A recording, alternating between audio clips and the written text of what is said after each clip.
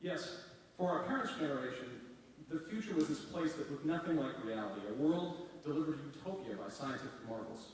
I speak with members of the baby boom generation, and many of them are disappointed that the future has not fulfilled this promise. I get things like, "Hey you, Mr. Futurist, Mr. Future Man, where's my rocket pack?" They're a little angry about this. But do you know what the future is? It's not flying cars, and it's not rocket packs, and it's not meals in a pill. The future is about aging populations, clean water, and coal. The future is in learning to provide health to our citizens without going bankrupt, in making ecological sustainability profitable for industry, in healing the burgeoning rich-poor gap around the world, managing global economies, preparing for disruptive technologies, and no small task, creating peace on Earth. And you thought your dissertations were a lot of work. So what else can we create? A lot of this is going to revolve around health. Getting older ultimately involves a certain amount of creaky knees and failing eyesight.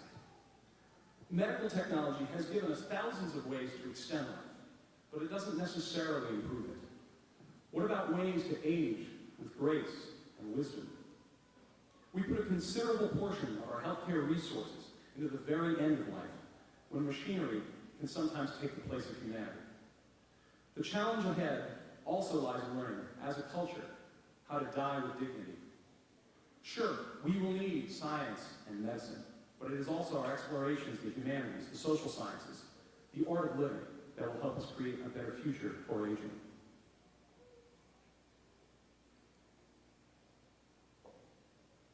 Which is a good segue into our next challenge. Another minor task we've got ahead of us, we need to figure out how to make people healthy.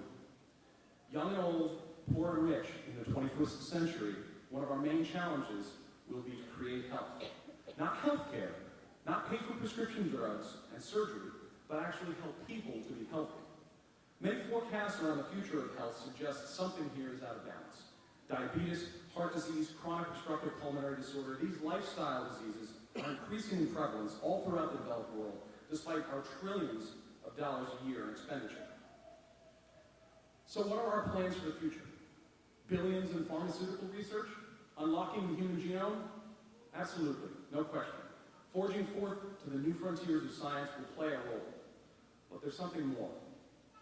I recently chaired a panel on the future of biotechnology and healthcare at the BioIT Coalition, and you'd think the topic of discussion would have been all about nanoscale surgery devices automatically unclogging the Kentucky Fried Chicken from your arteries, or maybe pharmacogenomically designed drugs that work perfect for you the first time with minimal side effects.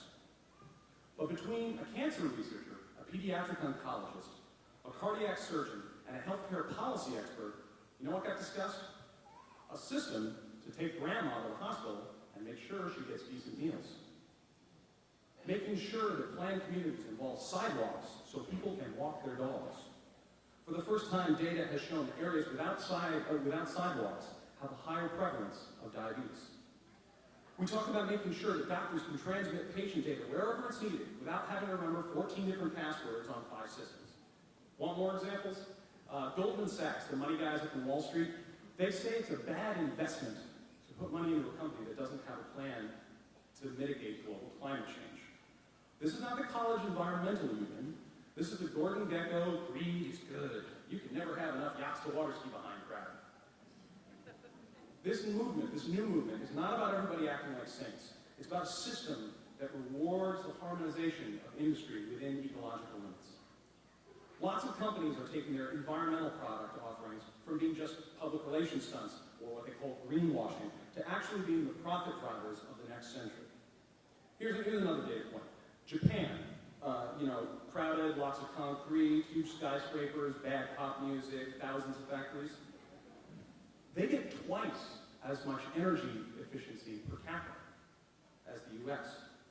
And that's not because they all live in teepees and huts and go camping all the time and take the bike to work. That's the Netherlands. But because they design their systems to conserve energy. You see, they don't have a Texas in Japan with its own oil, so they value conservation out of a sense of self-preservation. Because their values lead their technology, they're getting more business and cash and goods and services out of the same fossil fuels. So to sum up tonight, I'd just like to talk for a minute about our generation. Do you know who we are? They call us Generation X, some of us. I call us Generation Fix. You and I are getting ready to inherit the most complex global economy in human history. And guess what? It's kind of a fixer-upper opportunity. Put in a little granite countertop, re-spackle. The system needs a bit of work done. And whether it's creating a world where you can age gracefully, where our communities support health, or where the really big money is made through repairing ecological damage, we have ample opportunities to apply our creativity. We are going to fix things, and we are going to make them better through the art and science of living. There are lessons that we can learn from the past, but no analog from history that will tell us the right thing to do now. I'd like to leave you with a quote from a fellow futurist of mine, John M. Richardson, who actually teaches up at American University, who tells us, when it comes to the future, there are three kinds of people: those who let it happen, those who make it happen, and those who wonder, what happened? And that's why this story needs you. It needs leaders like you who have continued your studies in depth so that you can share your mastery with the world. I'm honored to be a member of your generation, and I look forward to the world that you're going to go and create. Thank you very much for having me tonight. I really appreciate it.